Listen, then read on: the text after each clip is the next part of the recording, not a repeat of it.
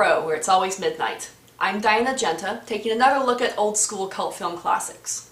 Up next in our chronology is Barbarella, born right in the sweet spot between the fall of hard-ass prudery and the rise of PC pseudo-feminist sex negativity. Last time we saw Night of the Living Dead, and I've really been having trouble finding any kind of thematic segue between these two movies. I mean, Night of the Living Dead is all disturbing zombie death, 1970s art school black and white, and Barbarella is a highly colorful, lighthearted, sex kitten science fiction adventure romp. I suppose in their own way they really do bookend 1968 quite well. The cultural stress of the time in Night of the Living Dead, and the free love and optimism in Barbarella. We really are turning 180 degrees from death to sex. This movie is lush and pretty, and I'm so excited to see this again. I remember it being a ton of fun and full of eye candy in every sense of the word. Let's just get right to it. Everything you think might be an innuendo totally is, and even I probably missed some. Barbarella is based pretty faithfully on a popular French comic in the vein of Flash Gordon. It tells the story of a space agent in a peaceful federation called to find...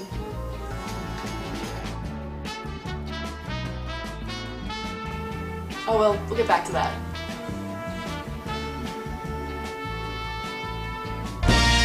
It's a wonder woman. They make it clear right from the start that they know no one is watching this for the soundtrack. A Barbarella Sacadella, never can a fella name or claim. And now Barbarella's guide to being a sex kitten. We're together. Step 1, slowly roll your head around for no reason. Stand still.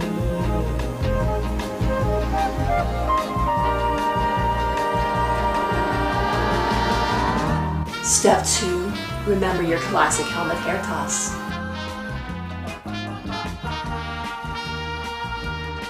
Slow-mo is sexier. Step 3, always sing after fantastic sex.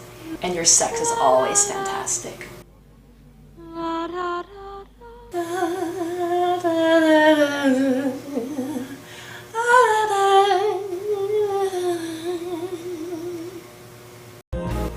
Step 4, bear. It's right there in her name.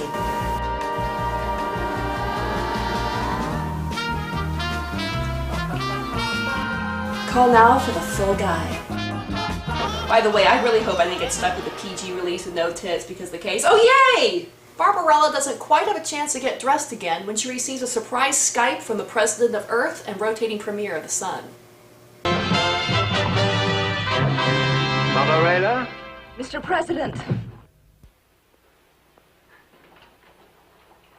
Love. Love. Oh my god, it's so groovy!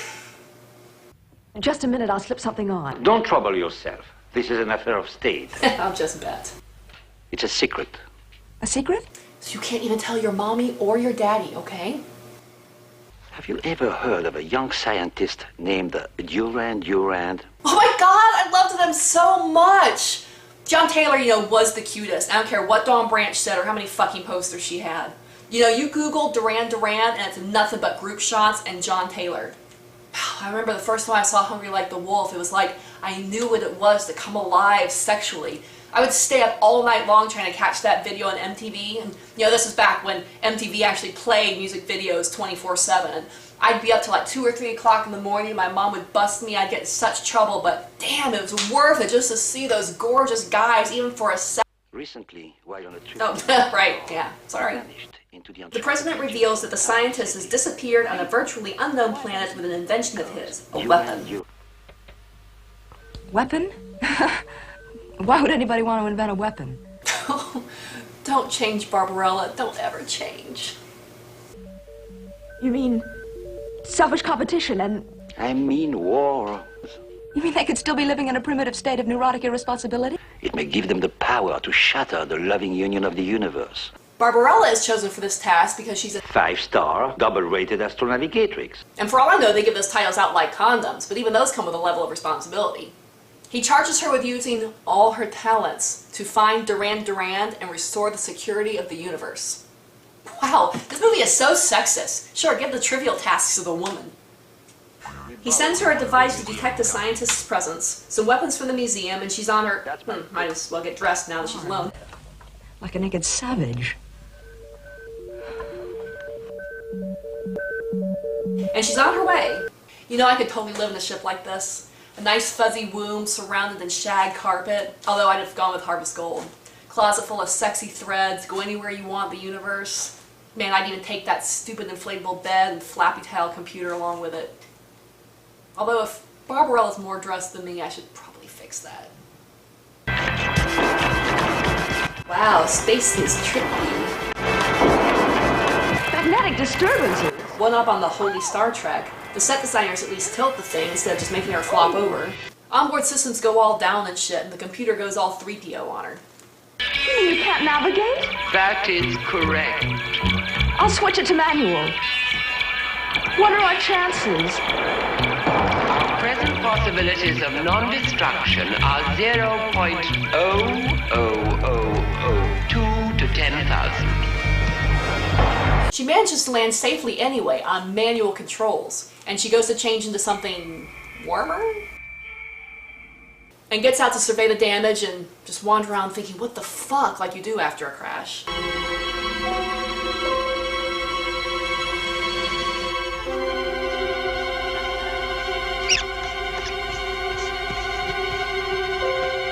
What marvelous little girls.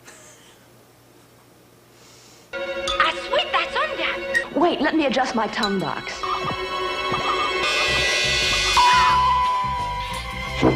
The little scamps tie her up and take her to a tea party with their dollies, which just happens to be on Duran Duran's own wrecked and rusting spaceship. And they have happy friends. Hi. Oh fuck, it's Robin from the Airy. Fuck, he's twins! Of course, she gets tied up again. To be fair, we played this game all the time when we were kids. Poor Dickie Krause. But she's still got the balls to ask him about the spaceship. Here's their answer. Come on, untie me, or I'm going to call your parents.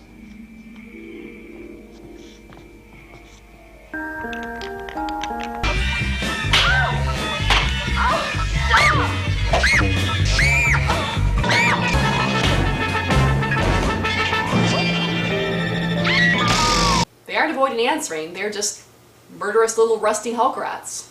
She's saved by the Catchman and his Leatherman. They have screaming whips in place of hands. That's hot. They capture the little beasts in a net and take them away as the Catchman releases Barbarella. I better adjust my tongue box. I want a tongue box, you know, for wider social intercourse.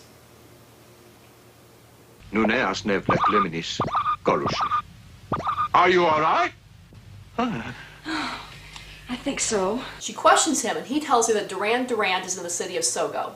He also offers to fix her ship because she's hot and also because... After all, it is I who must service and maintain this icecraft. Which is basically a room on skis blown over the ice by a fan. I suspect he doesn't know shit about fixing a spaceship. Look at her face. You know she's thinking the same thing. To make sure he isn't totally wasting your time, she starts with the, I'm so grateful, I'm positive I can get you some sort of recompense from my government, or, you know, anything you might need. So of course the guy whose mode of transport is blowing himself but checking her out the whole time goes right for the bait. Well, you could let me make love to you. That? Now to her, sex is this.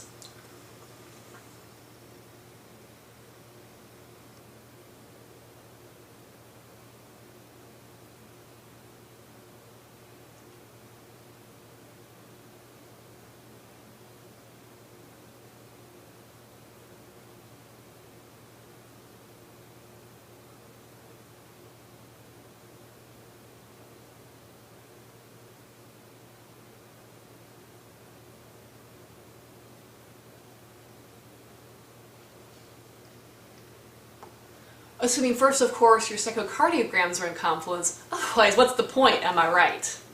But this dude's wearing a Wookiee suit and playing with the stick of his blowjob boat. You know he means the old-fashioned way. But nobody's done that for centuries. It was pointless to continue it when other substitutes for ego support and self-esteem were made available. But she's willing to try new things and a bit begrudgingly goes through with it, apparently certain that her not-a-wasted-time plan has utterly fallen through. Man, I hope the sex is better than the euphemistic musical interlude.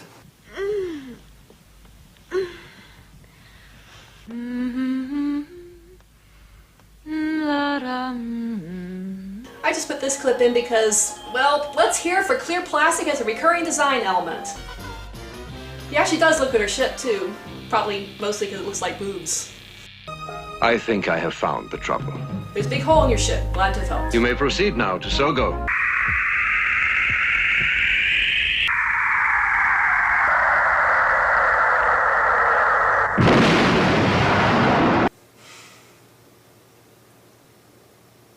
She told him it was the fucking stabilizers.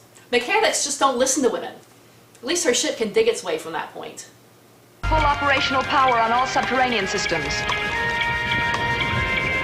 Man, underground looks trippy. Somehow she crashes again, coming up from underground. She goes out to survey the damage, again, in what I have to say is my favorite of her outfits. And she kinda gets hit by rocks, which knocks her out. She's found by the angel Pygar, blind, without the will to fly, and totally in denial about it.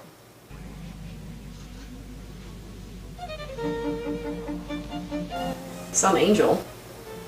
Well, he's more of an ornithophobe anyway. He explains that they are in the labyrinth outside the city of Sogo, and they chat and exposit a bit before she gets right down to business. Pygar, have you ever heard of the name Duran Duran? Duran Duran. Yes, Duran Duran. He's an astronaut from the planet Earth. Pygar takes her to another part of the labyrinth to speak with his mentor, Professor Ping, who knows stuff and can fairly be presumed to know the whereabouts of any given person within a city he is forbidden from entering. This set is legitimately creepy and kind of sexy. It's mysterious and indicates more than is explained.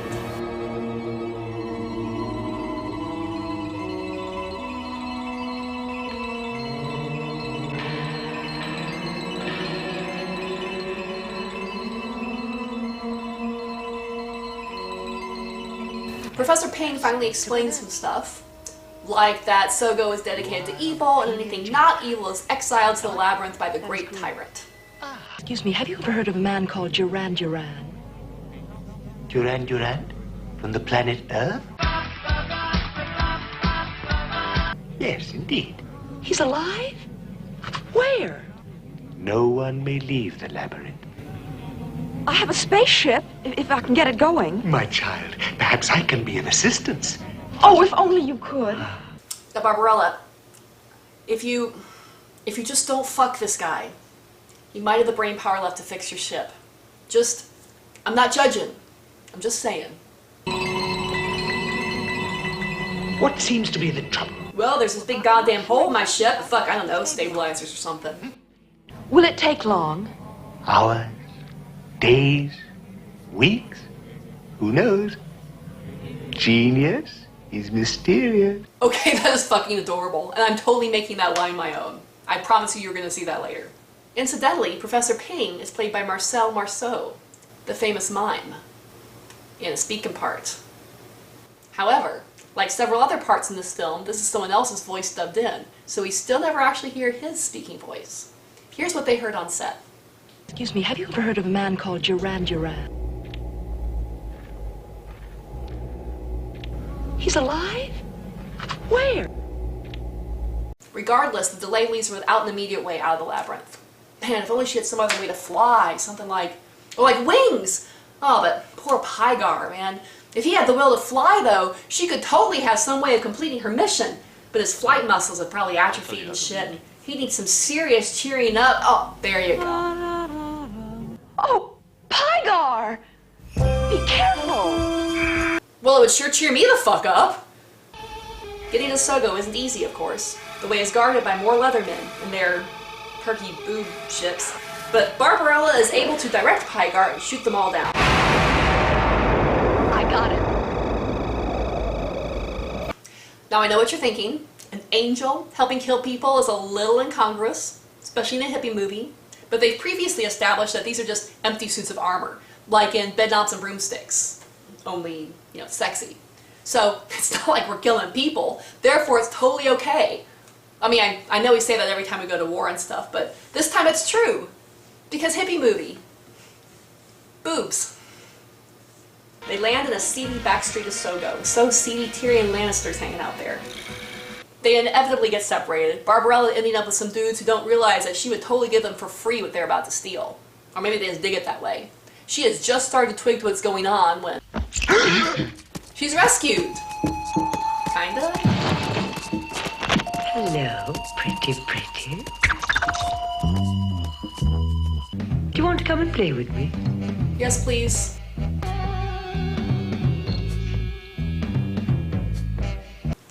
Barbarella, I suppose we're supposed to call it an escape. But personally, I'd call it a missed opportunity. Maybe just delayed. She finds Pygar being seriously hassled by some locals just out for a good time, and she saves him by guiding him into a room directly behind him, which is the only exit. Chamber of ultimate solution. Yup, a total exit. This city is so shitty they provide a suicide room as a friendly public service. Once inside, the door locks behind you, and you're told to choose from one of 3 exciting and surprising forms of death as some bubbly shit comes up from beneath the floor, or be given to the Mathmos. The automatic process is stopped at the last minute by an obvious villain.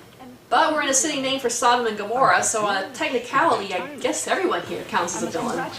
This one in particular is concierge to the Black Queen, the great tyrant of Sogo, sent by her to save them, and to deliver important exposition. Tell me, what is that horrible thing under the floor? That is the Mathmos, my child. Well, see, the whole city is built over a lake. It thrives on evil thoughts, deeds, and flesh. Evil looks trippy. Far out. Yes, the city is one gigantic lava lamp. A conscious lava lamp.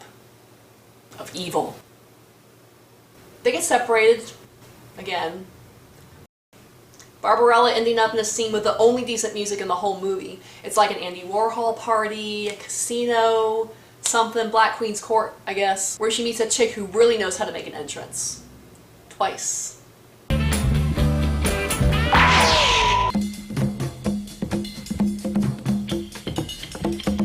So, my pretty, we meet again. Is that? The little one-eyed wench. I'm also the great tyrant. This could be very good or very bad. Which could be very good. Now I suppose you're interested in the whereabouts and welfare of a certain party, yes? Well, yes, I am. I'm here on the orders of the President of the Republic of Earth. I'm here to find Duran. I'm not talking about him, I'm speaking of the angel. Does she sound like a cross between Frankenfurter and Bunny, the alien commander in Plan 9 from Outer Space? Yes. Yes. Cry. And he dares to deprive me of a pleasure. There's no crime in giving yourself over to pleasure. She's reunited with Pygar, who's being crucified as a court amusement. Pretty. She plays along, long enough to... Decrucify the angel, or I'll melt your face. Sadly, it doesn't work. The concierge suggests to the Queen's childlike delight that Barbarella be given to the birds, which isn't satire at all. She is again interminably pecked at, this time by bloodthirsty parakeets instead of possessed podlings, and less convincingly. She falls through a chute in the floor, which was planted by the secret and disorganized resistance movement against the tyrant. Its leader is named Dildano, because of course he is, and headquarters might as well be in his mom's basement. He's basically saved her life, and he picks up a lot faster on the I can totally repay you thing. Are you typical of Earth women? I'm about average.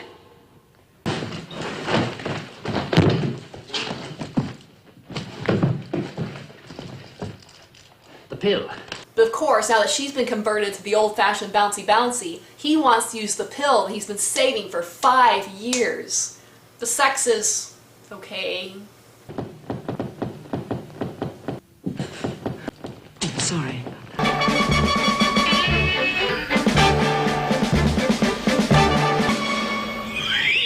She borrows one of Dildano's secret uniforms to replace her parakeet savaged outfit, and while she's changing, she agrees to loan her spaceship and weapons to his cause once he's helped her accomplish her mission first. They both have common reason to confront the Queen in her invisibly fortified Chamber of Dreams. It's the only place she's vulnerable, and he has a second key. Where? It's invisible, of course. Where?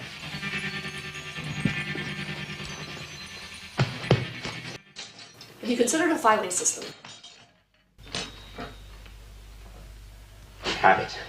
The plan requires the use of her Alpha 7, which may or may not be fixed yet. So they call Professor Ping on the secret radio to, oh, for fuck's sake. Seriously, son, if you can't keep this room cleaner, your little resistance is going to have to do without your allowance.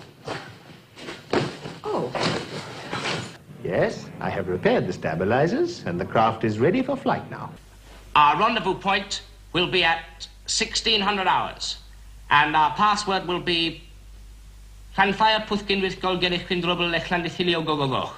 You mean the secret Clanfire Pugwendik Golgeric Windrochel Leclandithilio Go Go Go? Hey, so you know why Schlanfire Purgwin Gogorich when drop with Schlantis Luggogoch is name dropped in this flick? That's because Schlanfire Purgwin Gogorich when drop with Schlantis Luggogoch is the hottest chicks in Wales. They'd rather fuck than talk. Exactly. Well, not exactly. I got it right.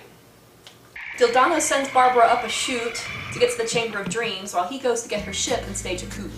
She lands in a random BDSM playground. There's the swing set. The ball cage looks a little more threatening when filled with the giant clear plastic pillows of rapiness. Or a hookah Tupperware pool party? I hate to say it, but I think I like Andy Warhol's Alice in Wonderland better than Tim Burton's. She tries to blend in, get some information about where the fuck she's supposed to go, but she's spotted by the concierge, captured and taken away for his amusement. Wait until the tune changes. You may change your tune as well. Oh, it's sort of nice, isn't it? In the beginning. Until you die. Now we will see the horrific wages of her slutty lifestyle because this thing makes you orgasm to death. With shape notes.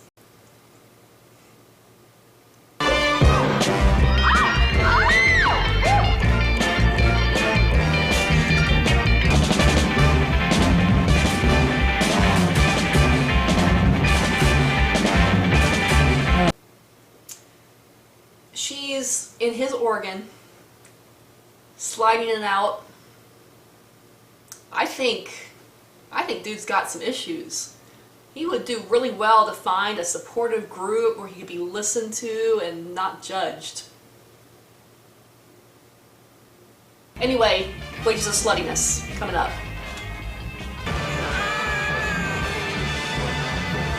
And a second. And a second. Anytime now. Terminal slut shaming. Consequence. Consequence. Damn, Barbie's got it going on. You go, girl. The energy cables are shrinking. You turn them into faggots. She broke his organ. You gotta be so careful with sounding. What kind of girl are you? Have you no shame? No, she doesn't. But now the fun toy's all broked, and he's pissed. He goes to get his devices to show her the wisdom of pain beyond all known philosophies. In the process, he passes her detection device and sets off the alert. Duran? Recognized you? I could never have recognized you. I thought you were only 25 years old.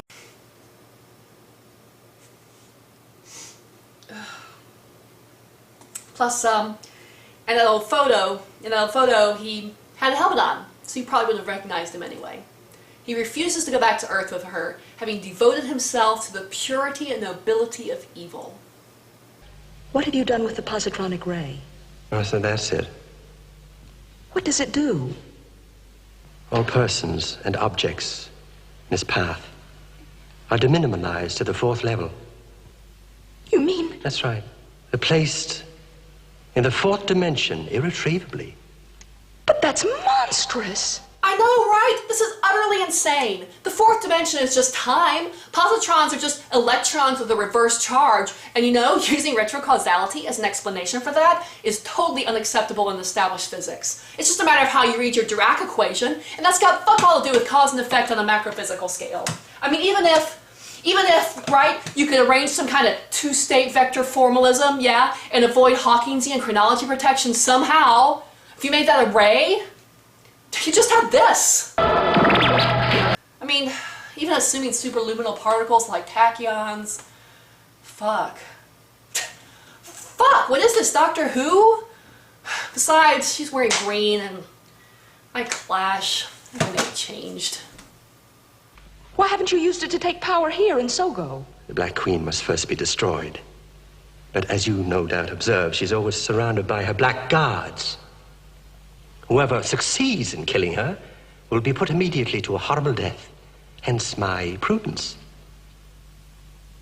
I find horrible the idea that one could do to me that which I do to others. But now it's time for my pleasure and your death. Wait! I know how you can enter the Chamber of Dreams. You?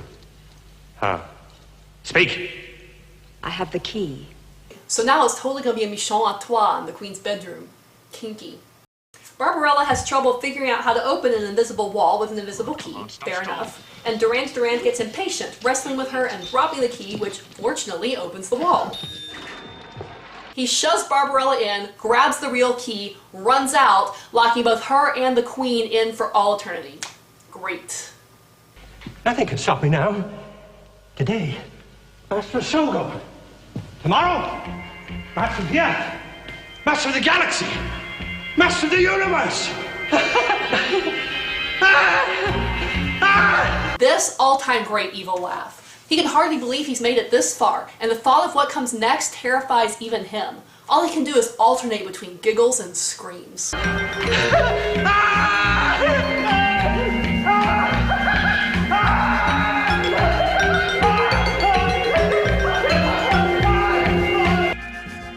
Barbarella wanders around in the Queen's dreams for a while.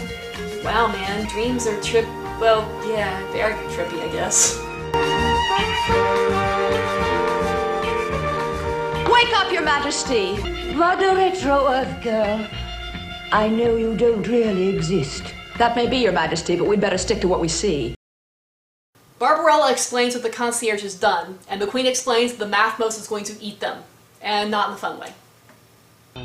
Incidentally, I want a bed like this, evil goth girl included, but I don't strictly need the bed.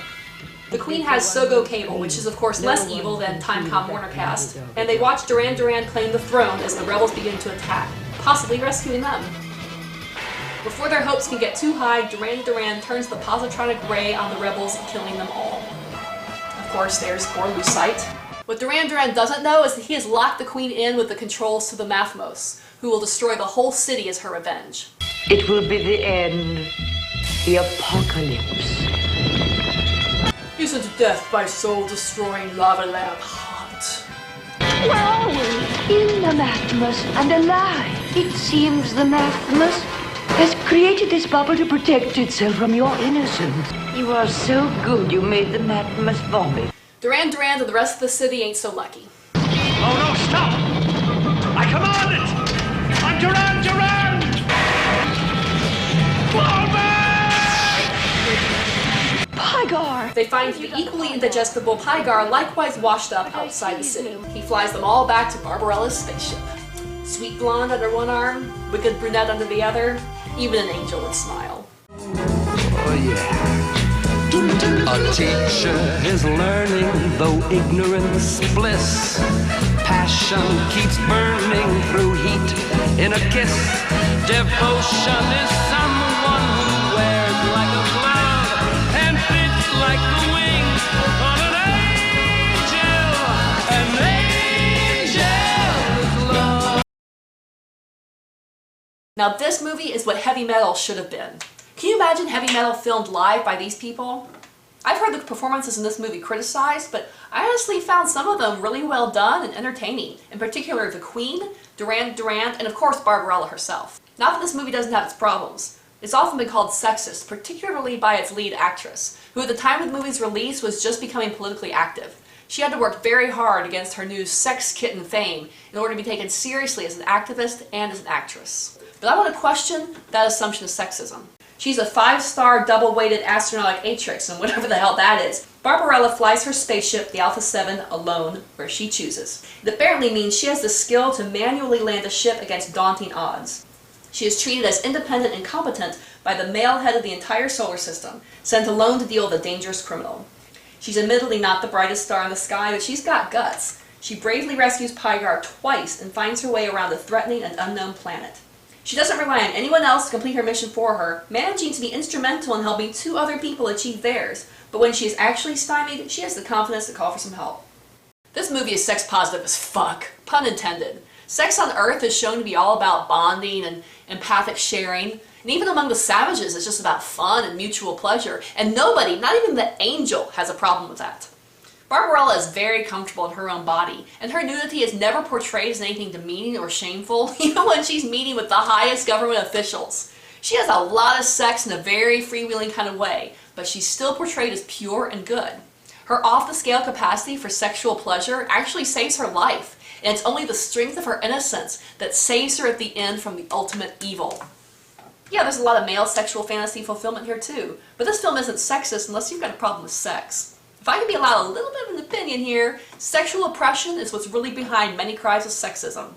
Slut-shaming is an invisible burqa, and if you've got a problem with how women express their sexualities, you've got a problem with women. And that's feminism, bitches.